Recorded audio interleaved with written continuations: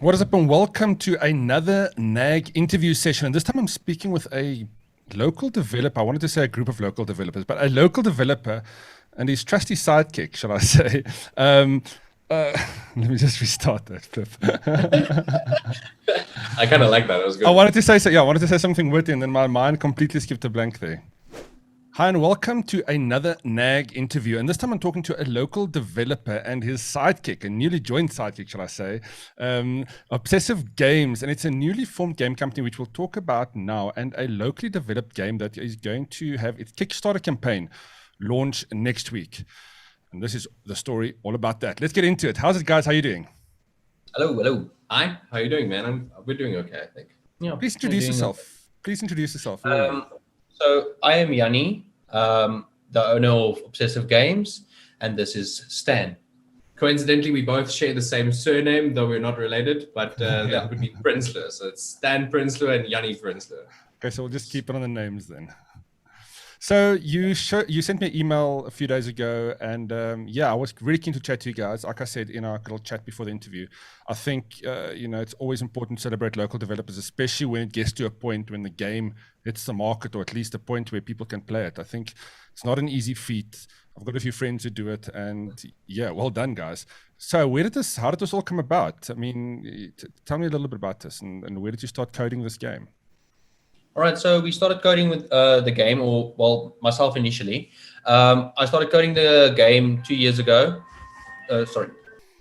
All right, so 2 years ago, I started on this journey. I went through something very dear to myself, like where it was hardships and a bit of mental instability and all of those things. And to get through that, I created Guildhall Adventures as my first project to motivate myself to do something as a goal and to get it done.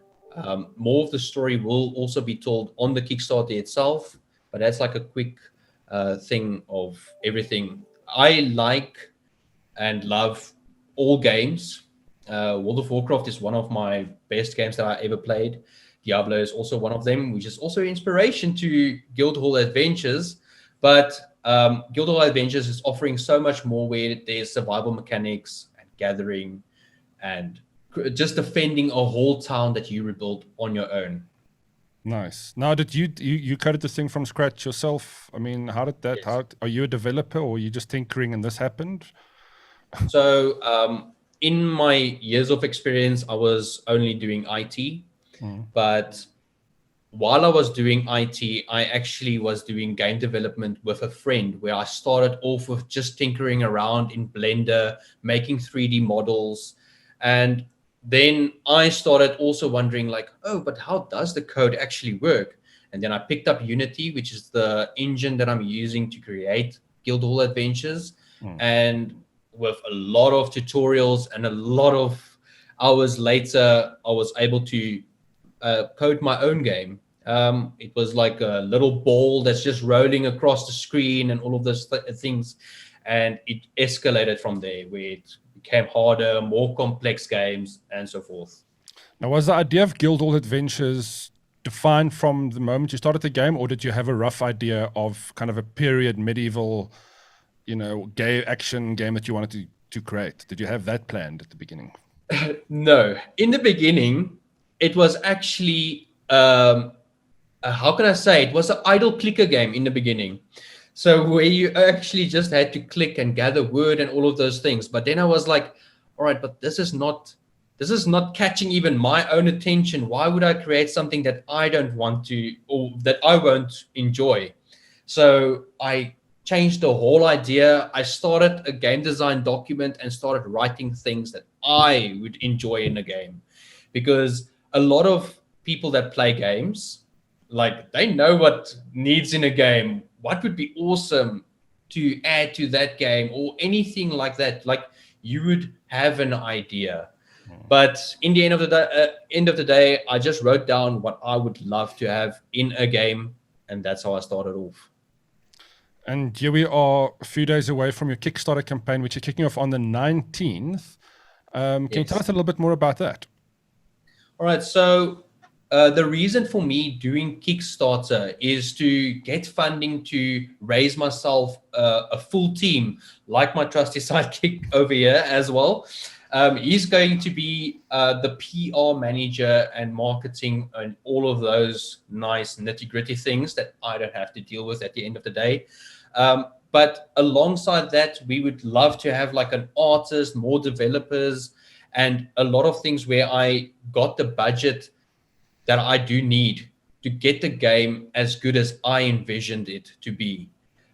It's not easy to, like you said before in the beginning, that it's not easy to create a game alone. And it is quite a feat. So doing the Kickstarter was one of the ways of getting that funding.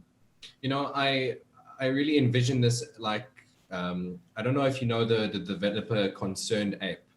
He coded and created a game called Stardew Valley a couple of years ago.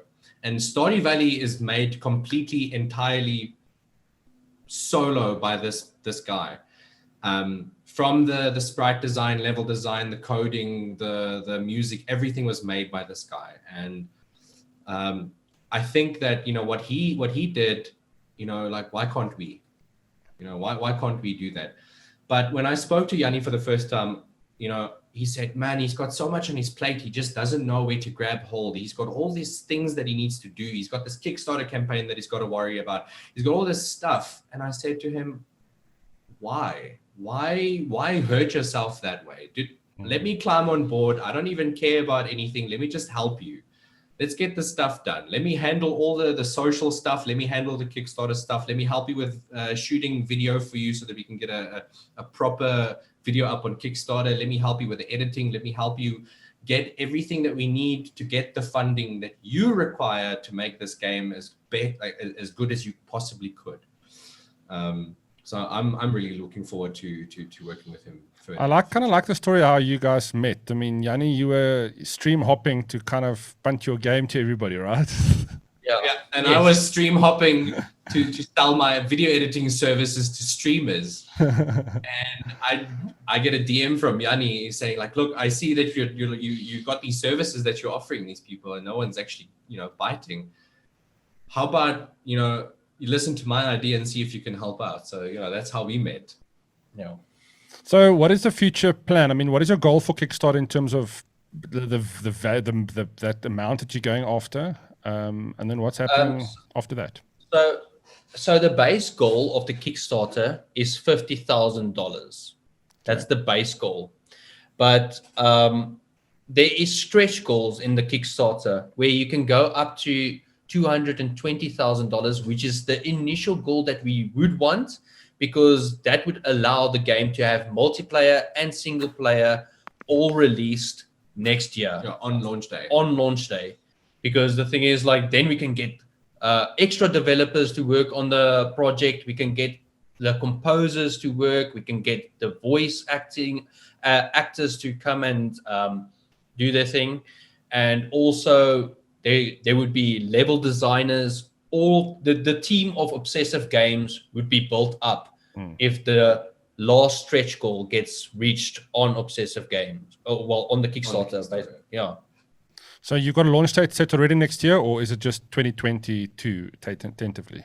It is only 2022, but the thing is, like, if the Kickstarter does reach the funding goal, then it is going to be, let's say, on the latest, the 19th of next year.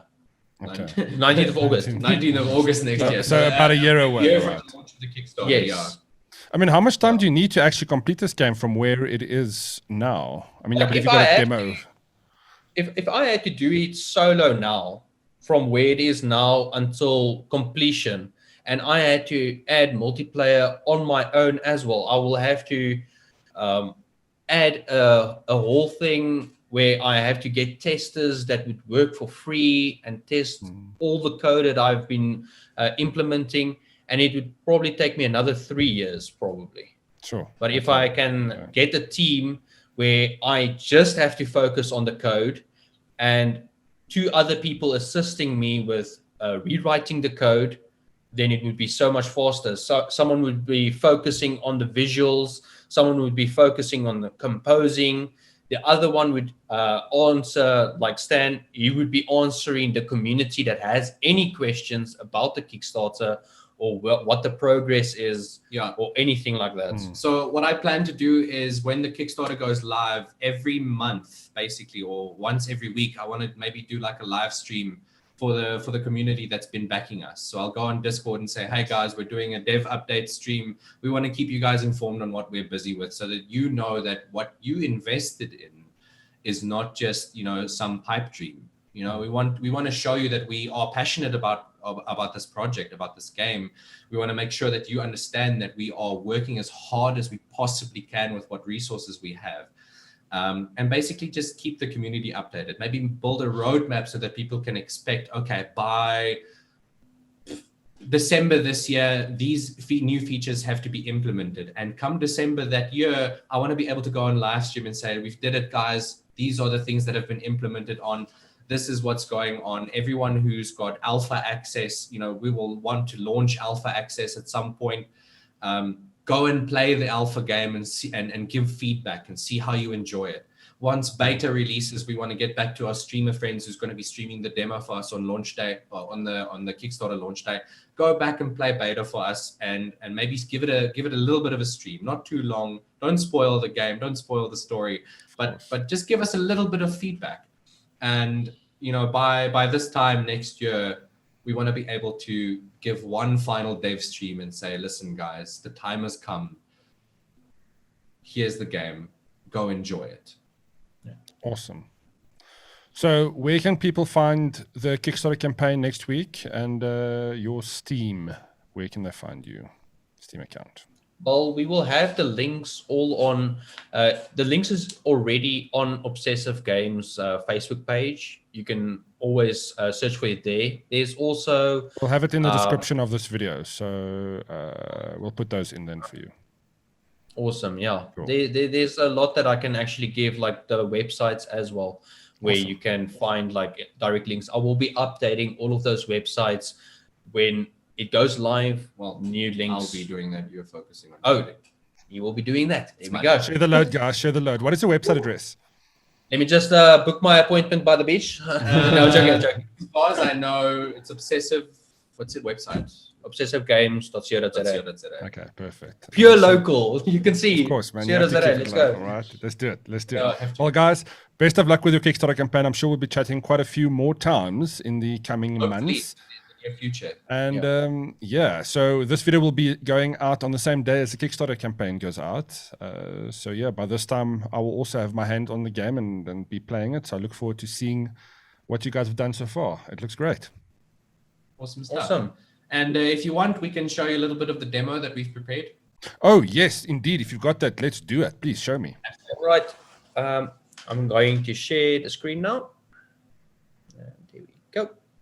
Can you see everything? It is about to come up. There we go. There we go. All right. As you can see, it's very inspired by childhood games that we've all played at some point.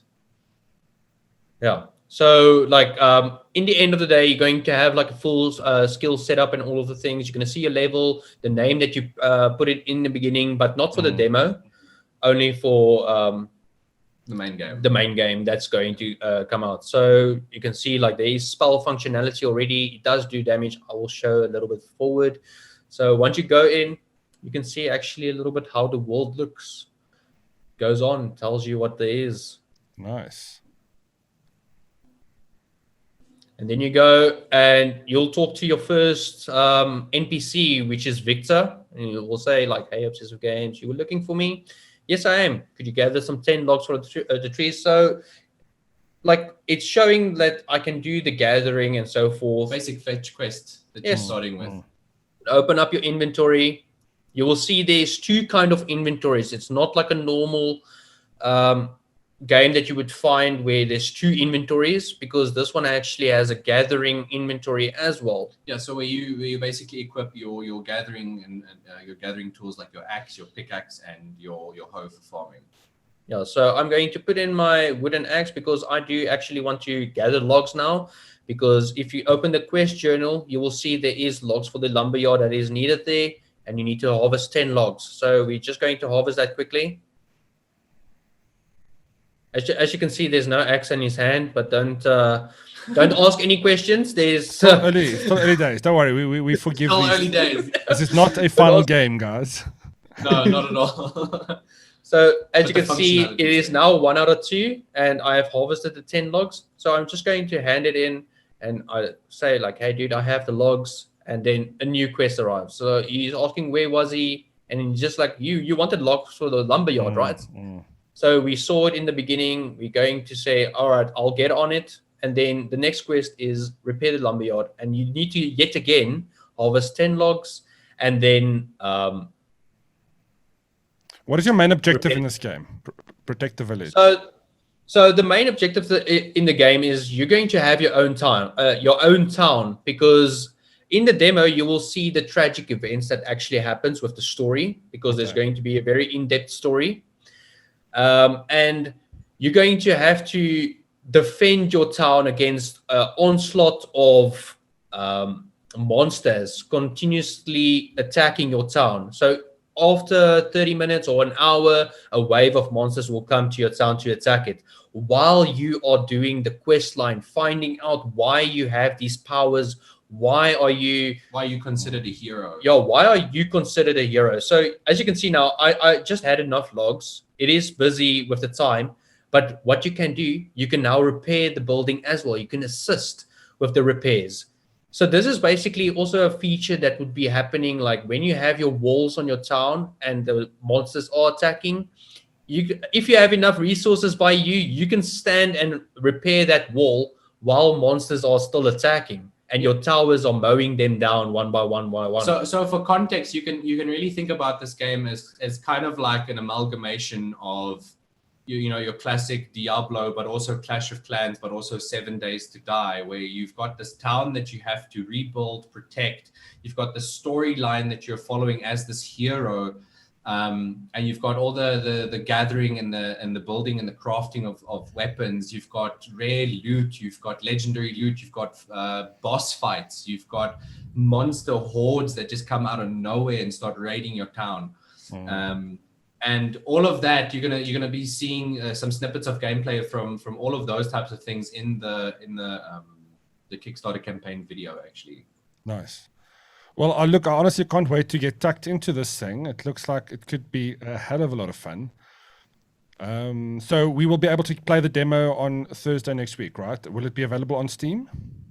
No, you can only wishlist the game on Steam. Okay. But the demo won't be available on Steam. I will put the demo on itch.io, as it is a very friendly way of getting people to download it, because you just download a raw file, you extract it, and you open it up and play. Excellent. So it would be much better to just have it on itch.io. Perfect. For the demo purposes, of course. No, of course. Well, thank you so much. I mean, I don't want to get too much into the demo. I want to kind of keep that for a second video. Also, it is coming a bit choppy. Coming through a bit choppy on my end. So that's obviously just a Zoom issue. Not the biggest problem. Don't worry, guys. Don't worry. We'll probably overlay with some cool video footage there. Don't worry. It's all good. All right, cool. Awesome stuff. But thank you so much for that quick look. Thanks so much for your time and chatting to us. And best of luck for the Kickstarter campaign. And we'll be in contact. Thanks for having us on the show. We really do appreciate the opportunity to be able to share what we envision the game to be, to the larger South African community, and just to give people out there a chance to see that, we as South Africans can also do this. Of course, this is not just a thing for the international community. South Africans can also be the next Concerned Ape or the next Blizzard. Oh yeah, looking forward to it, guys. Have a lucky day. We'll chat again soon. Cheers. Thanks, Richard. Cool.